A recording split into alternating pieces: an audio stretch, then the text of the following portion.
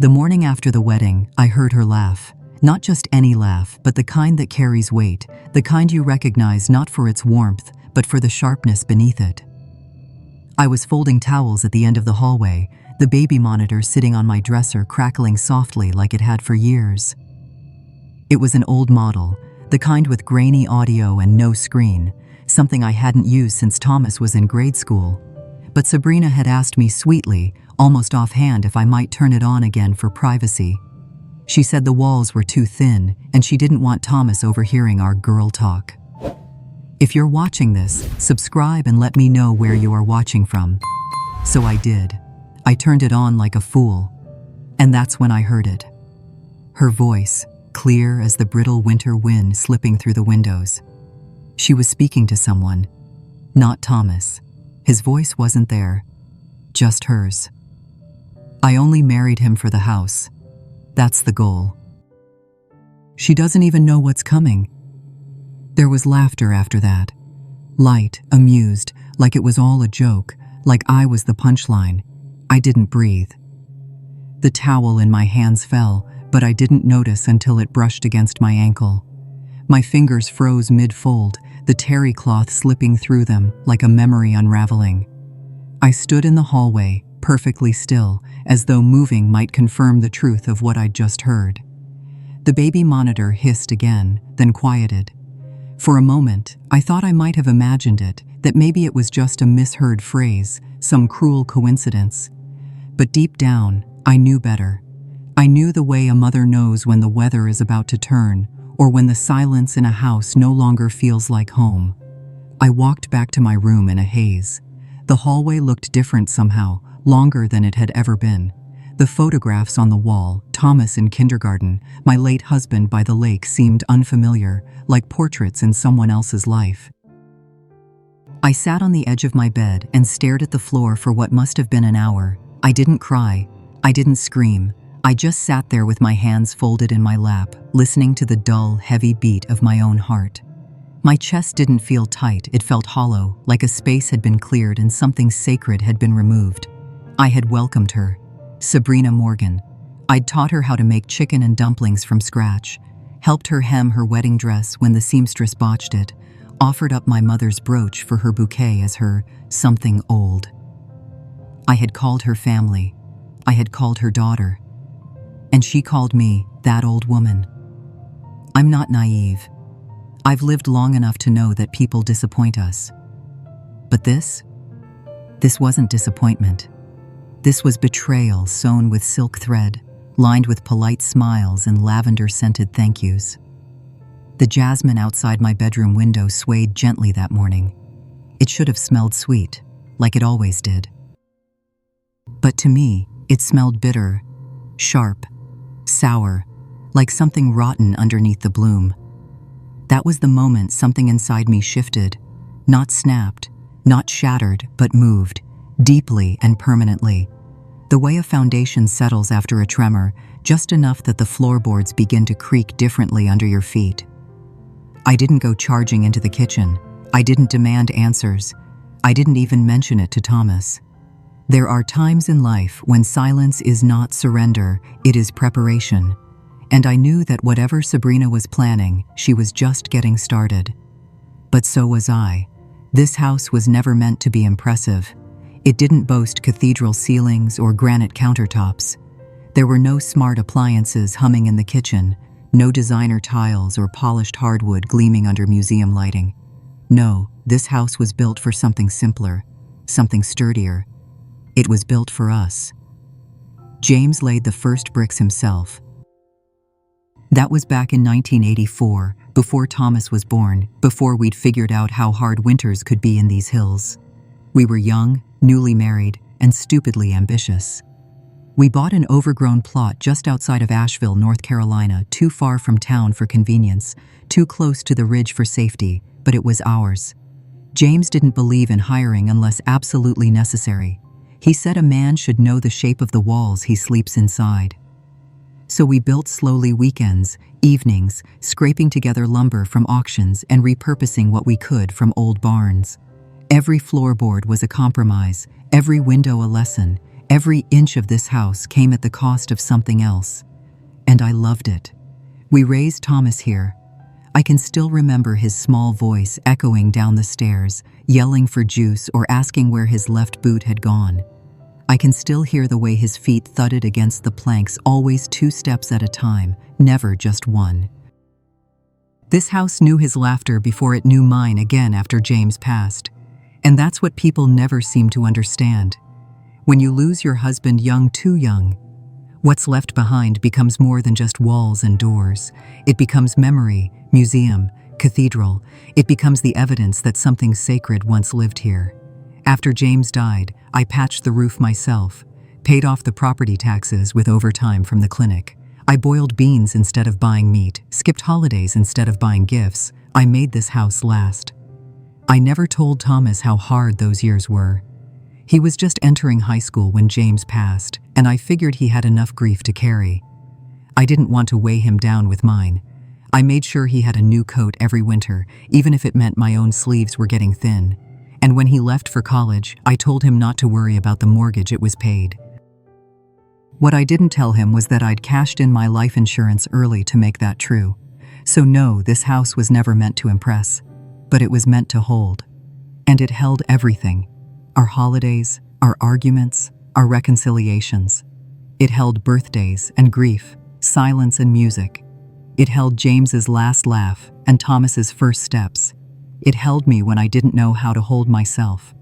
And now Sabrina was talking about opening up the space.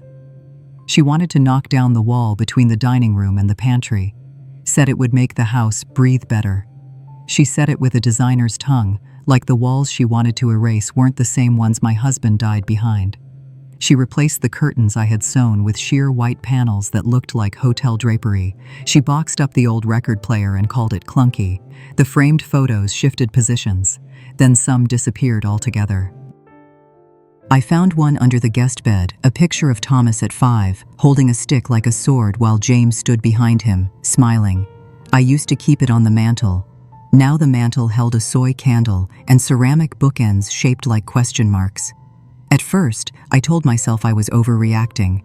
Maybe this was just what people did now. Maybe minimalism was the new memory. Maybe it was just a style. But when I heard her laugh through that baby monitor, heard her call this place the goal, everything snapped into focus. This wasn't about taste. This was about erasure. She was scrubbing the house of its history, of James, of me. I started watching the way she moved through the rooms, the way she gave tours when her friends came over, pointing out fixtures and finishes like she was the lady of the house. She called the guest room my office. She called the backyard our little slice of mountain charm. Once, when I was standing right there, she looked past me and said, "The place just needs a bit of freshening up, a facelift." She didn't look at me when she said it. She didn't have to. Thomas, for his part, didn't seem to notice, or maybe he didn't want to. He was busy at the clinic most days. He's a physical therapist, good with his hands, good at getting people back on their feet. I used to wonder if he realized how much his wife moved me aside without ever laying a hand on me. But I stopped wondering after a while, because by then, I had stopped waiting to be seen. I had found the deed in the fireproof box in the basement, tucked between old Christmas ornaments and James's toolbox. My name, only mine, and I remembered then that this house, every creak, every scar, every nail, was mine to protect. She thought she could replace me one curtain at a time. She thought I'd fade quietly into the walls, like old wallpaper, soft and ignorable. But I was still here, and I knew this house better than she ever would. There are many ways to be erased. Some are loud court orders, closed doors, raised voices that leave no room for air. Others are quiet. A photo frame moved an inch, a name left off the invitation, a chair no longer pulled out at dinner. Sabrina preferred quiet. She never told me to move out. She never said I was in the way. She just rearranged the house until there was no place left that felt like mine. It started with the lamp. A yellow glass lamp James and I found at a roadside antique market on our 10th anniversary. It had always sat on the side table in the living room, casting a warm glow that made the evenings feel slower, softer. One morning, it was gone. No explanation, no question, just replaced. A sleek chrome thing stood in its place, cold and sterile, like it belonged in a dentist's office. Then came the cushions, the floral ones I'd quilted by hand during the long winter after James died. Boxed up, donated apparently. She said they looked dated. When I opened the linen closet one afternoon to put away towels, I found a stack of pale gray pillows with geometric lines, still with their tags on. I stood there for a long moment, the scent of fabric softener fading as I held the towels against my chest, staring at those impersonal things. But it wasn't just objects, it was language. When Sabrina had her friends over, and they came often, women with voices too loud for the size of the room and glasses of rosé always half full, she would give them a tour. "This is our reading nook," she'd say, pointing to the corner by the window where my sewing chair used to be. "And we're thinking of repainting the kitchen. Helen's a bit old-fashioned." Sometimes I was standing right there when she said it. And sometimes when I wasn't, she referred to me as her. Not Helen, not my mother-in-law, just her. I became a fixture, like the coat rack by the door or the umbrella stand nobody used. Once, I overheard one of her friends ask if I lived with them or was just visiting. Sabrina laughed, soft and dismissive. "She's here for now," she said, as if I were a rental. I wanted to say something then. I wanted to correct her, but I didn't.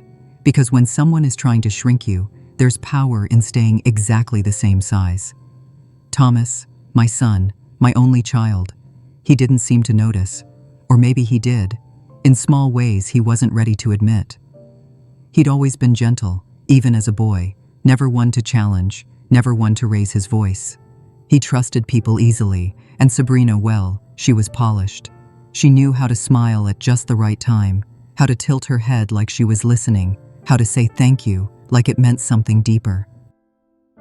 I watched her thank the mailman with the same tone she used to thank me for baking her favorite blueberry muffins. There was no difference in her gratitude. It was all performance. Thomas had fallen in love with the performance. And part of me didn't blame him. He wanted a family. He wanted joy and ease and Sunday morning rituals. After everything we'd been through, losing James, working through school, caring for me when I had that bad fall, he deserved happiness. But what he didn't deserve was deception dressed up in charm. Sabrina had a way of navigating the house like it already belonged to her. She left scented candles burning in the bathroom, diffusers in the hallways. Every room began to smell like rosemary and something artificial, like she was trying to mask the past in essential oils. She even moved my rocking chair from the sunroom.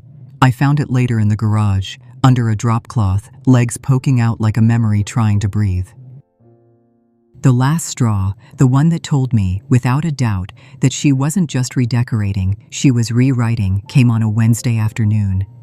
I was sitting in the kitchen, flipping through an old gardening catalog, when she breezed in, sunglasses on her head, holding a set of paint swatches. "I was thinking of painting the entryway," she said. "It's a bit heavy when you first walk in. Needs light, openness." I didn't answer. I just looked up. She smiled the way people smile at children or pets. "I know you like the blue," she added, "but I think something neutral will help resale value." Resale. It sat in the air like a glass shattering. I folded the magazine and stood. She didn't move.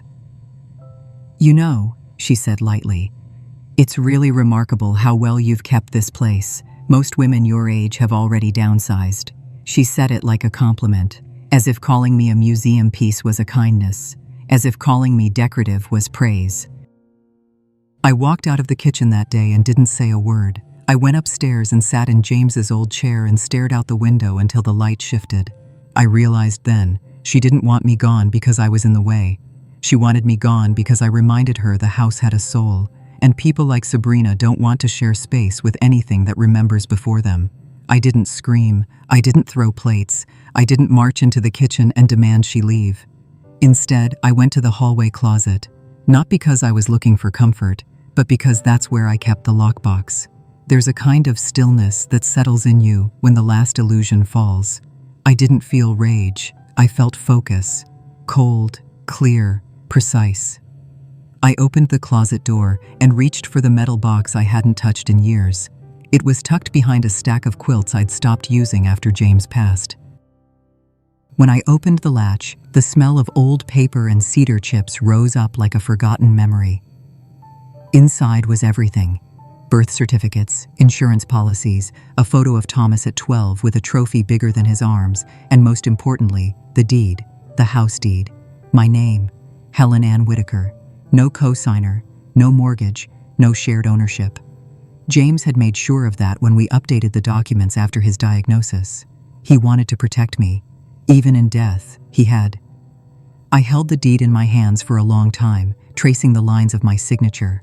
I hadn't seen it in over a decade. But there it was, proof of something no lavender candle or white curtain could erase. That night, I didn't sleep much. I lay awake and listened to the sounds of my house, the creak of the rafters, the wind tapping against the porch screen, the hum of the old refrigerator I refused to replace. And then I remembered the recorder. Back when James volunteered at the local radio station, he'd kept a small cassette recorder, nothing fancy, but sturdy. He'd used it to practice reading ad copy and narrating local stories. After he passed, I tucked it away in the attic with the rest of his things. I hadn't thought of it in years. The next morning, after Thomas left for work and Sabrina went out for one of her errand days, I climbed into the attic. The air was dry and smelled like insulation and dust. I moved slowly. My knees weren't what they used to be, but I knew what I was looking for. It was wrapped in an old flannel shirt inside a cardboard box labeled James Studio. Alongside it were 2 worn headphones, a dozen cassette tapes, and a pack of Duracell batteries that had leaked into their casing long ago. But the recorder itself still worked. I took it down to the kitchen and wiped it clean. I pressed play, and James's voice, soft, steady, clear, filled the room.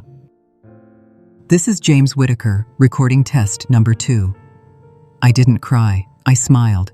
He would have known exactly what to do. I went to the drugstore that afternoon and bought a small voice-activated recorder. Modern, discreet, easy to hide. No questions asked. Just another quiet woman buying batteries and Band-Aids and a black box that would soon hold everything I needed. By that evening, I had hidden it behind the bookshelf in the living room, the same room where Sabrina always sat with her glass of wine, talking on speakerphone like the house couldn't hear.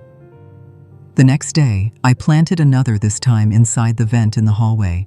I dusted it clean, unscrewed the cover, slipped the recorder in, and replaced the grill. It became a ritual. Mornings were for baking muffins and asking if Sabrina needed help with the laundry. Afternoons were for planting microphones in corners she never noticed, behind a vase in the den, beneath the piano bench, inside the linen closet. I placed them not just where she spoke, but where she relaxed, where her guard lowered. She was confident, too confident. She believed I was soft, forgetful. She thought I was aging like furniture, still here, still in the room, but no longer part of the conversation. That was her mistake, because I wasn't collecting dust. I was collecting evidence. Each evening, after they went to bed, I'd retrieve the devices, plug them into my laptop, and listen. Most of it was mundane conversations about salads, coworkers, local real estate. But every now and then, her voice shifted. It changed. One night, she told someone on the phone that the house just needed a legal nudge. Another day, she laughed and said, "Thomas thinks we'll live here forever. I've got other plans." I labeled each file. I noted the time, the context, the speaker.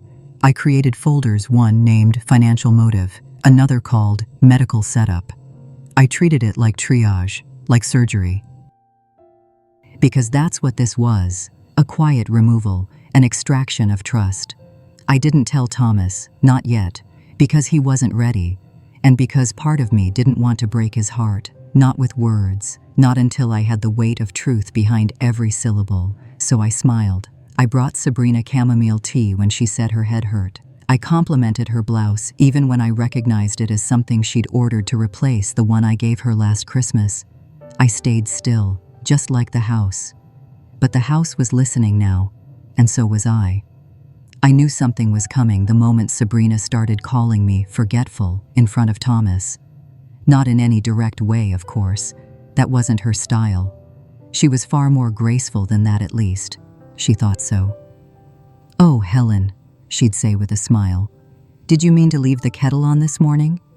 Or, no worries, we all forget birthdays sometimes. I hadn't, not once, but I let her speak. I let her plant the seeds. Because if you interrupt a performance too soon, the mask never slips, and I needed hers to fall all the way off. The day Dr. Gregory Lang arrived, it was raining, the kind of cold, persistent mist that sinks into your coat and stays there. I had just finished wiping down the kitchen counters when I heard the knock. Sabrina opened the door like she was expecting royalty. She greeted him with a hushed voice and a concerned brow. "This is Dr. Lang," she told me, setting her hand lightly on his elbow like they were old friends. "He specializes in elder wellness evaluations, just routine stuff, Mom." She called me Mom that day, first time in weeks. I nodded slowly, folding my hands in my lap like someone who didn't fully understand what was happening. I smiled the way I used to smile at hospital administrators when they spoke down to me during my nursing days: polite, empty, patient, doctor. Lang was tall, with a beige blazer and a leather satchel he placed carefully on the kitchen table. His eyes scanned the room quickly, not like a visitor admiring decor, but like someone assessing damage. He didn't look at me the way doctors look at patients. He looked at me the way landlords look at broken furniture. He asked me to sit. I did. He took out a small notebook, flipped to a clean page, and clicked his pen. "We're just going to go through a few simple checks," he said, his tone soft, rehearsed, nothing invasive. He began with the basics: name, date, current president. I answered slowly, letting a pause stretch just a little too long after each question. Not incompetent, just unsure. I wanted him to write something down. I needed him to. Next came the word recall test. He listed 5 objects: apple, penny, table, spoon, window. I repeated them, then promptly forgot 2 when he circled back. He smiled sympathetically. Then came the clock test. He handed me a blank piece of paper and asked me to draw a clock showing 11:10. I drew it, but I made the hour hand too short and placed it too close to the 12. He nodded and made another note. Beside us, Sabrina hovered with a mug of tea she hadn't offered me. She leaned against the counter like a worried spouse in a soap opera. When he asked if I ever felt disoriented in the house, I said, "Sometimes I open the drawer and forget what I came for." Which is true, in the same way it's true for anyone who's lived long enough to fill a drawer with more than one purpose. He closed his notebook after 30 minutes. His mouth said thank you, but his eyes said inconclusive. He glanced at Sabrina with a brief, almost imperceptible shake of his head. She masked her reaction, quickly nodded like it was all perfectly normal, like she hadn't been hoping for something else. He stepped into the hallway with her to chat privately. I stayed in my chair, stroking the rim of my teacup, listening. Not to the words, they were too quiet, but to the tone. She was pushing. He was hesitant. That was all I needed to know. Because what neither of them knew, what no one suspected, was that I had tucked a recorder inside the flour tin on the kitchen shelf. The one Sabrina never touched because she didn't bake. I had recorded every word, every pause, every cautious hum and subtle manipulation. That evening, after they left for a dinner with friends from the clinic, I played the tape back. The audio was crisp. Dr. Lang's voice came through measured, professional. Sabrina's was softer, sloped with suggestion. "She's slipping," she said. "You saw it. The clock, the memory. It's happening more often." Dr. Lang didn't argue, but he didn't confirm either. "Some mild disorientation," he replied, "but nothing conclusive." "Not yet." "Is it enough to raise concern?" she asked, pressing just enough. He hesitated. "With more documentation, possibly." That was the word she'd wanted. Possibly. She could build a whole case out of that. But I had the recording, and the date, and the tone. She thought she was setting a trap, but I had built the room. Later that night, I sat on the porch with a blanket around my shoulders and let the rain mist my skin. The air smelled of pine and wet stone. Sabrina had made the first move, but I wasn't playing checkers. This wasn't going to end in a screaming match. There would be no dramatic confrontation in the kitchen, no broken dishes, no ultimatums. What was coming would be slow, documented, precise. Because they brought a doctor for me, and I let them. Some people betray you with shouts, others do it with whispers. Sabrina was the whispering kind. By the third week of recording, I had enough casual cruelty on tape to know she didn't just dislike me, she wanted me gone. Not moved, not relocated, but quietly removed, like a smudge on a mirror, like a stain you didn't want the guests to see. I began placing the recorder in riskier places, just beneath the bookshelf in the den where she took her evening phone calls, near the back hallway where her voice echoed late at night when she thought the house was asleep. And one evening, I hid a small mic behind the framed map in the entryway. I knew she stood there sometimes, phone in hand, pacing slowly like she was delivering secrets to the drywall. It was just past midnight when I first heard his name. The recording picked up the creak of the floorboards, the soft buzz of her phone, then her voice hushed, breathless, flirtatious. "Brent," she said. "Listen, you need to stay patient. If you show up here now, it'll ruin everything." I paused the recording. Rewound. Played it again. Brent. It wasn't a slip. It was a name spoken with familiarity, with intimacy. Not a colleague, not a friend, a co-conspirator. "I just need a few more weeks," she said.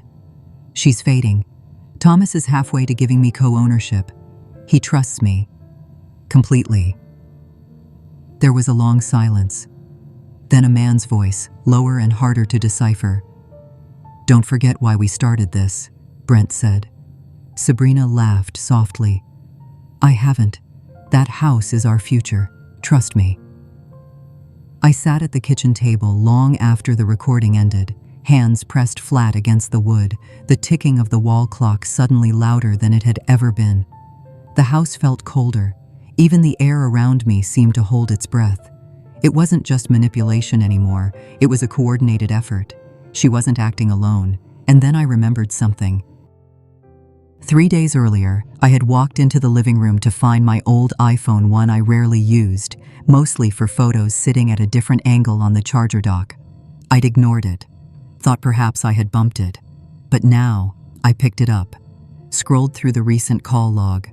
There it was, a call placed at 3:41 p.m., 2 days prior, a number I didn't recognize. I jotted it down on the notepad by the stove and plugged it into the computer. Clear Ridge Transitional Care Services, an elder care facility. I had never contacted them, never even heard of them. My mouth went dry. I checked the landline next, just in case. The same number had been dialed there as well, once from my phone, and once, it seemed, from hers using my saved contact. She was laying groundwork, forging a trail. Sabrina had used my phone to make it look like I had initiated a request for long-term care consultation. Maybe to show I was worried, maybe to prove I was preparing for decline. It was subtle. Slick, deceptive enough to pass if no one looked too closely, but she'd forgotten one thing. I always looked closely. That night, I made 3 copies of the recording with Brent's name on it. I saved them on flash drives and placed one inside the coffee tin I kept sealed in the freezer. Another I hid in a hollowed-out book on the shelf. The last I placed in the envelope with the deed, inside the lockbox in the closet. I didn't trust luck anymore, only proof. The following morning, Sabrina was back to her performance. She wore a sage green cardigan and greeted me with a smile that didn't reach her eyes. She handed me a grocery list and asked if I could help prep for dinner. Her tone was light, casual, as if we were 2 women living peacefully under the same roof. As if she hadn't used my phone to plant evidence against me. I took the list, nodded, and thanked her. Then I asked if she wanted me to bake the sweet potato rolls Thomas liked so much. Her smile tightened. And she wasn't sure what I knew, and I planned to keep it that way. Later that day, I called Mr. Adam Cole, the elder safety liaison I'd spoken to once before at the courthouse. I used the library's phone so the call wouldn't show up on our records. He remembered me. When I told him what I'd found, the forged call, the voice recording, the false trail, he didn't speak right away. Then he said, "That's significant. It suggests manipulation of medical intent and premeditated guardianship fraud. Are you safe? Yes, I replied. But I won't be if I stay silent. We agreed to fast-track the documentation review. He instructed me to collect everything with timestamps, context, and identifiable voices. He promised to submit it for evaluation if Sabrina tried to file anything through the court. That evening, I sat quietly while Thomas and Sabrina watched television in the den. She laughed too loudly. He rested his hand on her knee. From across the room, I watched them. He didn't know yet, but he would. The mask she wore so well was beginning to fray at the edges, and I was watching carefully, patiently, as the thread began to pull. It was Thomas's idea. He suggested it on a Wednesday morning while pouring coffee, his eyes fixed on the rising steam, his voice low like someone speaking into a storm. "Just dinner," he said. "The three of us. I'll cook." I knew what he meant, and what he didn't say. Something in him had shifted. I could see it in the way he stood, not slouched like before, but tense, prepared. He had found something enough to suspect, enough to stop brushing it aside. The weight of weeks, maybe months, had begun to settle behind his eyes. I didn't ask what he'd seen. I didn't need to. When a son looks at his mother like he's trying to reconcile the woman he grew up with and the ghost someone's trying to paint her into, you know. That day, the house was quiet, but not calm. There was a sense of staging in the air, like a scene being set before the curtain rose. I swept the porch, polished the good silver, lit a rosemary candle not for scent, but for steadiness. By 5 o'clock, the kitchen was full of familiar warmth.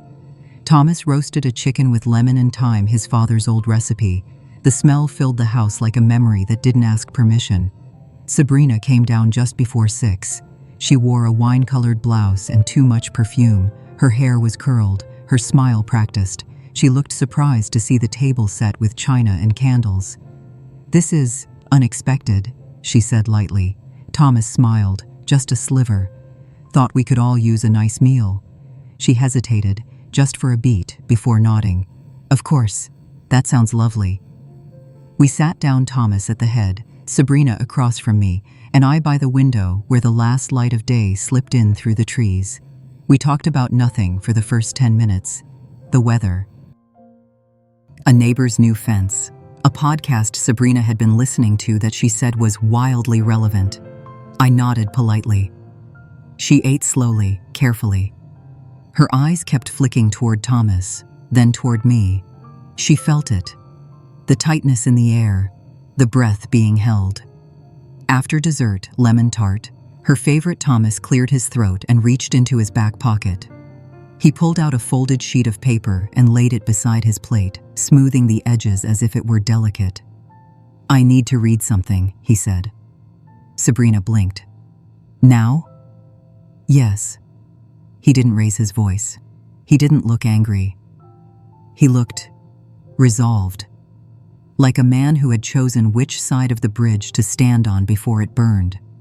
He read slowly. It was a statement, simple, direct.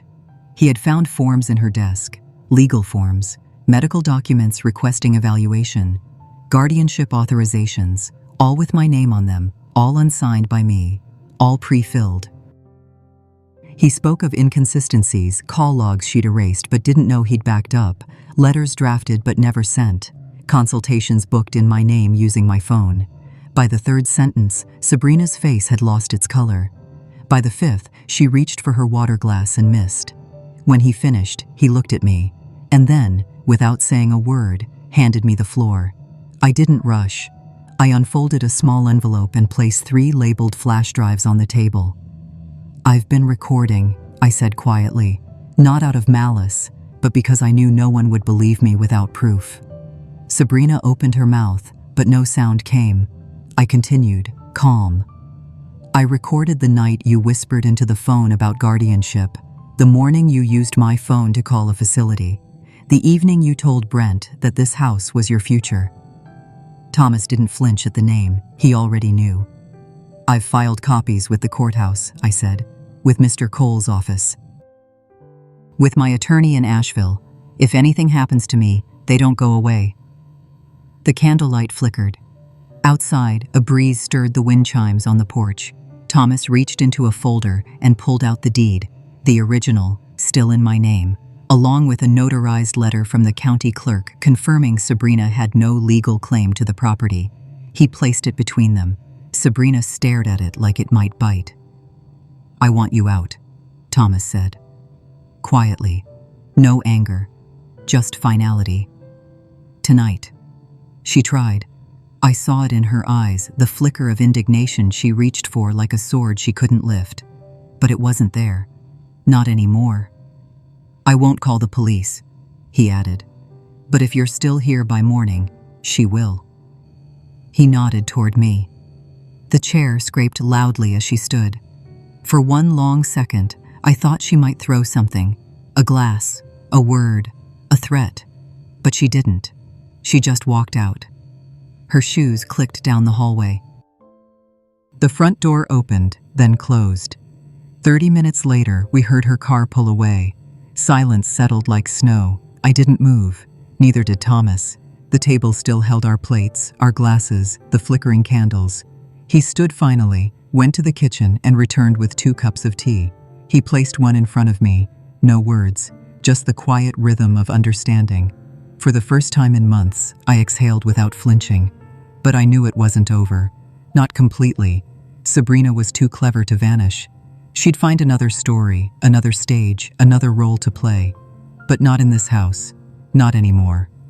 The envelope came on a Monday, plain white, thin, slid under the front door sometime between the first kettle whistle and the second. I didn't touch it at first. I let it sit on the kitchen counter while I stirred honey into my tea, listening to the early chatter of birds returning to the feeder. I knew it was from her before I saw the return address. Sabrina had never been the type to leave things unchallenged. Silence, for her, was surrender, and she didn't know how to surrender. When I finally opened it, the pages were crisp, the tone overly formal, crafted by someone who mistook professionalism for intimidation. It was from a law firm in Charleston, representing Sabrina Morgan. The letter accused me of defamation, of mental cruelty, of manipulative behavior rooted in age-related paranoia. Her attorney claimed I had orchestrated a malicious campaign to ruin her reputation, citing the recording devices as unlawful surveillance and the dinner as an emotional ambush. She wanted a settlement. She wanted an apology. She wanted the tapes destroyed and my signature on a non-disclosure agreement. I read every word slowly, once aloud and once to myself. Then I folded the letter in half, placed it back in the envelope, and slid it under the same tea towel I'd used to cover rising dough. I wasn't angry. I wasn't even surprised, but I did feel a kind of sorrow for her, for the version of Thomas that once believed in her, and maybe, in a way, for the younger woman she might have been before she learned to weaponize charm. Then I called Mr. Cole. He answered on the second ring. "I figured I'd be hearing from you soon," he said with a dry smile in his voice. "You got it?" "I did," I replied. "Charleston firm, all bark." "I'll swing by today," he said. He arrived that afternoon with a soft leather briefcase and a bag of lavender tea. He always brought tea when the legal part got personal, said it helped balance the process. We sat at the kitchen table, where I'd first served Sabrina chicken soup and listened to her talk about how much she wanted a family. I handed him the letter. He skimmed it, humming now and then. He didn't flinch. "She has no standing," he said. "Your recordings are legal. This is your primary residence, you're of sound mind, and everything you captured was on your own property with yourself present in the household. North Carolina law protects that." He flipped to the second page. "The claim of emotional distress is weak," he added, "especially given the documentation we've already submitted. She's hoping to rattle you, that's all." "I'm not rattled," I said. "No," he smiled. "You're not." We reviewed the binder I'd been compiling for months, time-stamped recordings, transcripts, photographs, digital logs, the notarized affidavit from Thomas, and the certified deed from the county office. Mr. Cole placed a few sticky notes on the dividers and nodded, satisfied. She expected you to burn out, he said. Most people in your position don't keep a record. They trust that love will hold, that people will see through it on their own. I did, I said quietly. For a while. He didn't respond. He just patted the file and reached for the tea kettle. And we filed a formal response by end of week. No counterattack, no threats, just a detailed motion to dismiss with attached evidence. A legal reminder that some battles aren't won by shouting, but by stacking truth, one page at a time. Sabrina never showed up in court. Her attorney withdrew the petition a few days later without fanfare, without explanation, just a short email, clinical and cold, saying she would no longer be pursuing the matter. I suppose I should have felt triumphant, but I didn't. I just felt tired. It's a strange kind of ache, the one that comes not from fighting, but from preparing to be erased by someone who once kissed your cheek and called you family. Thomas didn't say much when I told him. He just nodded, jaw tight, fingers wrapped too tightly around his coffee mug. I don't understand her, he said quietly. You don't have to, I replied. You just have to stop letting her explain herself with lies. That night, he sat in the study and drafted a second affidavit, one he said was for himself, not the court, a statement of what he had seen, what he had missed, what he knew now. I didn't read it. I didn't need to. I made lavender tea and brought it in on the tray. He took it without looking up, eyes fixed on the notepad in front of him. There was no celebration, no victory dance, just peace, earned, not gifted. Sometimes survival doesn't look like standing on a mountaintop. Sometimes it looks like sipping tea in a house that was almost stolen, knowing that every creak in the floorboards is still yours. Sabrina hadn't disappeared. Not entirely. We heard through a friend of a friend that she was back in Charleston, working in real estate, dating someone new. She'd already rewritten the story, no doubt, but here, the story stayed whole. Because I had lived it. Because I had written it down. Because I had made sure that my silence was never empty, it was evidence. The house didn't feel haunted anymore. It didn't groan with tension or hold its breath in the doorways. The silence was no longer suspicious. It was soft again, like it used to be, back when James would read the newspaper in the morning sun and Thomas would hum to himself while coloring in the corners of the living room rug. In the weeks after Sabrina left, Thomas and I moved slowly through the house, not to rearrange it, but to restore it. Restoration is a quiet thing. You don't force it. You dust off what's still whole and let it remind you what mattered. The first thing I put back was the rocking chair, the one James had refinished for me when I was pregnant, and which Sabrina had banished to the garage without a word. I placed it back in the sunroom, where it had always belonged. I didn't say anything when Thomas saw it. He just stood there, ran a hand along the curved armrest, and nodded. Next came the quilted cushions, unearthed from the attic and aired out in the afternoon breeze. The scent of lavender still clung to them faintly, and when I laid them on the sofa again, they sighed into their familiar shape like they'd been waiting. But the moment that broke something loose in both of us came one quiet Friday afternoon. We were clearing out the hallway closet, sorting coats and boxes and old Christmas ornaments, when Thomas opened a dusty shoebox marked in faint ink. Tapes, T, age 7 to 10. He stared at it like it was something sacred. These, he said, almost in disbelief. You kept them? Of course I did, I replied. You recorded every concert in this house, even when there was no audience. He chuckled softly and sat cross-legged on the rug, opening the box with the careful reverence of a man handling fossils. Inside were cassette tapes, each labeled in his uneven handwriting. Rainy day practice, Halloween piano, mom clapping, loud. He pulled one out. Elijah's Theme, 1998. I hadn't heard it in decades. We brought it to the tape deck still sitting in the den, the one Sabrina had tried to box away. I cleaned the dust from the heads, turned the dial, and pressed play. Static at first, then the soft, clumsy melody of a child playing piano. Notes stumbled, a few missed entirely, but there was heart in every key. After a minute, my voice came through in the background. That's it, sweetheart.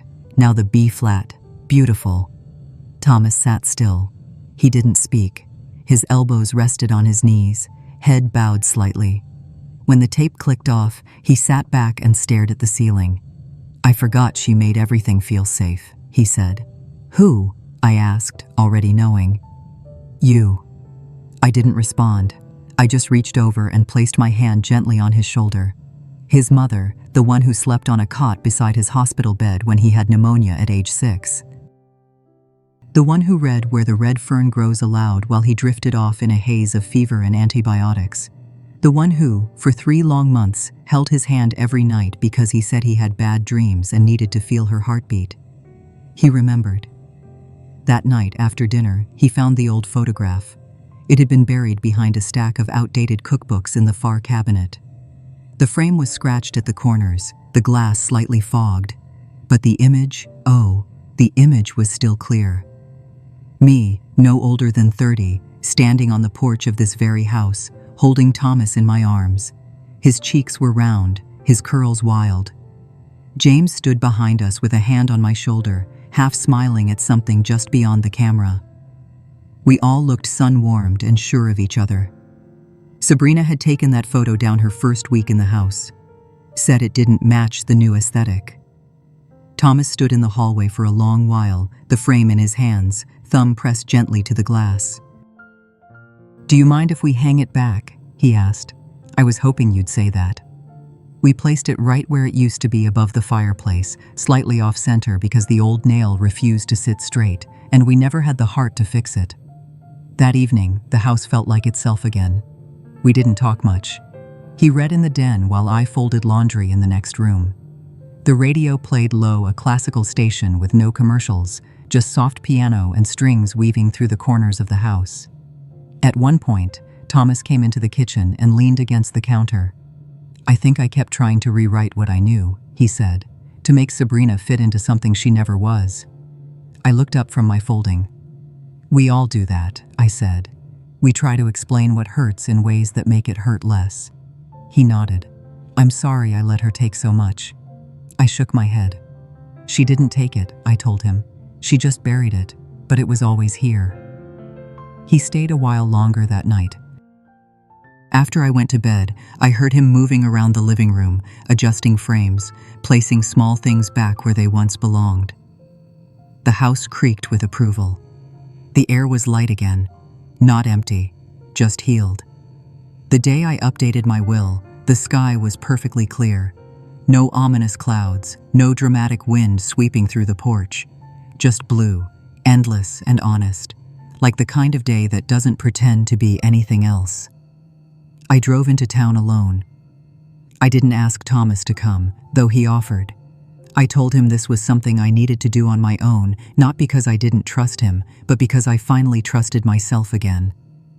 The office was tucked behind the old post office, just down the street from the bakery where James and I used to stop on Sundays for pecan rolls and 2 hot coffee. The receptionist recognized my name and offered me a cup of tea while I waited. I declined. My hands were already steady enough. "Mr. Callahan," the attorney Adam Cole had recommended, had a firm handshake and gentle eyes. He didn't rush me through the paperwork. He asked questions. He listened. I explained everything about the house, the recordings, the revised guardianship directives. I showed him the updated affidavits, the documentation from the county clerk, and the new property trust I had set up in Thomas's name, one with clear conditions, independent protections, and a clause that required both transparency and presence. "I'm not punishing him," I said quietly. "I'm protecting both of us." Mr. Callahan smiled. "You'd be surprised how many don't make it that far. Most people wait until it's too late." "Not this time," I replied. He slid the final document across the desk and handed me a black ink pen. I read the first page twice, then signed it. My name, still mine. No power of attorney filed under false pretenses. No whispered conversations behind my back. No legal trickery buried in fine print. Just me, signing as Helen Ann Whitaker, in full possession of my voice. When I left the office, the wind picked up just enough to lift the edge of my scarf. I pulled it tighter and walked 3 blocks to the community center. The smell of yeast and sugar hit me before I even opened the door. It was Tuesday, baking day. I had signed up for the class the week before, on a whim, or maybe not on a whim at all. Maybe it was something deeper than impulse, something like reclamation. Inside, a group of women stood around a long counter, hands dusted with flour, laughter spilling out like steam. I recognized a few faces: Martha, who once taught English at the high school; Evelyn, who had lost her husband the same year I lost James. They welcomed me with warmth that didn't require explanation. Our instructor, a young man named Joel with freckles and a crooked smile, handed me a recipe card for lemon bars. I smiled at the name. It was the first thing I ever baked for Sabrina. Funny how things come full circle. We kneaded, mixed, and shaped. My hands remembered the motions, even if my muscles had forgotten the rhythm. Flour clung to the creases in my skin.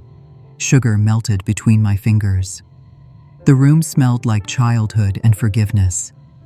When the bars came out of the oven, golden at the edges and soft in the center, Martha leaned over and whispered, "They taste like memory." I didn't know what to say, so I just smiled. Not the kind of smile I'd practiced around Sabrina, but a real one that reached all the way up. Later that evening, I sat on the porch with a cup of tea and watched the sun dip low behind the trees. The yard was quiet, except for the rustle of leaves and the faint chirp of crickets waking for the night shift. Thomas came out with 2 mugs, one for me, one for him, and sat beside me without speaking. We watched the light fade. The silence between us wasn't strained. It was full, familiar. Like a song we both knew but didn't need to sing. After a while, he said, "I started fixing the kitchen drawer." I nodded. "It still sticks?" "A little," he said, smiling, "but it's holding." So was I. We didn't talk about Sabrina. There wasn't anything left to say. She hadn't called, hadn't written. We heard from a mutual acquaintance that she'd moved out of state, found a new job, found a new story. Let her have it. I wasn't chasing closure anymore. I wasn't waiting for an apology that would never come. The healing didn't come from her absence. It came from my presence. From staying. From not surrendering the house, or my mind, or my name. I had been called fragile, forgetful, decorative. But I was none of those things. I was whole. And I was here. I signed my name and kept it there, not because I needed to prove something to the world, but because I needed to prove it to myself. This story didn't end with revenge. It didn't end with courtroom drama or public spectacle. It ended with me taking back the pen. It ended with lemon bars, with porch lights, with stillness, not silence. With a woman who once almost disappeared, standing exactly where she belonged. Sometimes, survival doesn't mean shouting louder, it means refusing to disappear. Helen didn't wait for permission to reclaim her life. She didn't ask to be seen. She simply stayed. She stayed in the house her husband built, stayed in the truth she knew, stayed until her name was more than just ink on a document, it was a declaration. Her story reminds us that even in the quietest corners, dignity can rise. Even after betrayal, there's space to rebuild. And even after being overlooked, a woman can return not as a victim, but as the author of her final chapter. If this story spoke to you, if it reminded you of your mother, your grandmother, or maybe even yourself, don't let it end here. Like this video. Share it with someone who needs to hear it. And if you haven't already, subscribe to Grandma's Final Chapter so you won't miss the next story we tell. Because somewhere, someone is still writing their ending, and maybe it's time the world heard yours too. Speak it, live it, and when you're ready, tell it.